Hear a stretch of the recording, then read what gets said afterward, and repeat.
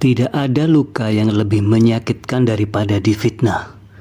Ketika nama baik dicoreng, ketika kesalahan yang tidak pernah kita lakukan dituduhkan kepada kita, ketika kata-kata dusta menyebar lebih cepat daripada kebenaran, yang hancur bukan sekedar reputasi, tetapi hati dan harga diri. Difitnah membuat seseorang merasa ingin berteriak, ingin membuktikan diri, ingin membalas agar dunia tahu siapa yang benar. Namun seringkali semakin keras kita membela diri, semakin dalam kita terjebak dalam permainan yang diciptakan oleh para pendusta. Pada titik itu, rasa putus asa dan frustasi terasa begitu nyata. Namun, ada satu sudut pandang yang jarang kita sadari. Terkadang fitnah adalah cara Tuhan menggugurkan dosa kita. Ketika seseorang disakiti tanpa sebab, ketika ia dihina padahal ia tak bersalah, ketika ia bersabar padahal punya kesempatan membalas, saat itulah langit mencatat keteguhan hatinya. Fitnah bisa menjadi penghapus dosa, ujian untuk meninggikan derajat, dan jalan agar seseorang menjadi lebih kuat dan lebih dekat dengan Tuhan. Bukan karena Tuhan membiarkan kezaliman, tetapi karena Tuhan mengetahui sesuatu yang tidak kita ketahui, bahwa di balik air mata ada rahmat yang sedang disiapkan. Tentu ini tidak mudah diterima. Wajar jika hati terasa panas dan pikiran ingin membalas dendam. Kita manusia, kita memiliki emosi. Tetapi terkadang Tuhan mengizinkan kesedihan hadir untuk melindungi kita dari kesombongan. Mengizinkan celaan agar kita tidak terlalu bangga. Mengizinkan disalahpahami agar kita belajar berserah. Fitnah tidak membuat seseorang hina di mata Tuhan.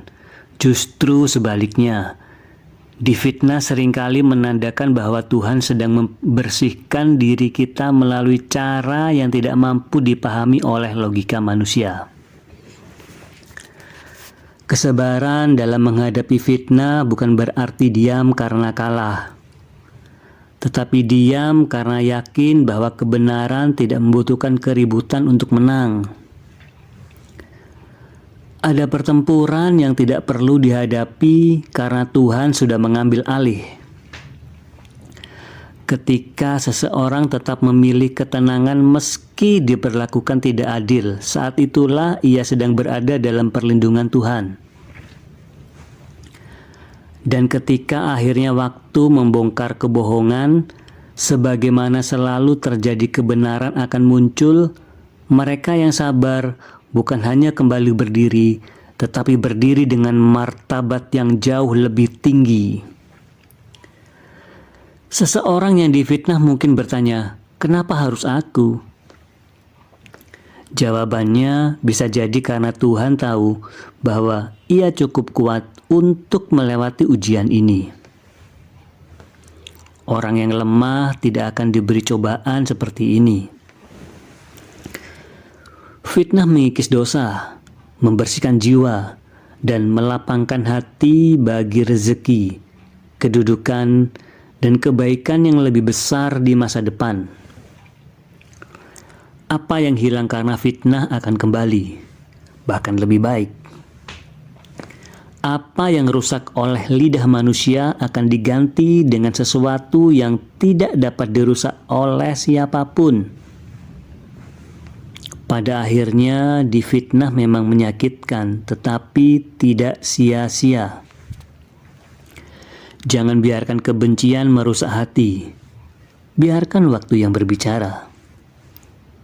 Orang yang memfitnah mungkin tertawa hari ini, tetapi Tuhan Maha Adil dan tidak pernah lupa.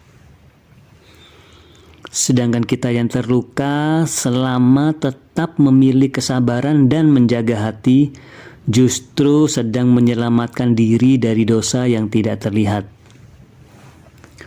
Mungkin kita tidak pernah meminta untuk difitnah, tetapi dari sudut pandang kehidupan yang lebih luas, terkadang cobaan paling pahitlah yang membawa kita paling dekat kepada Tuhan.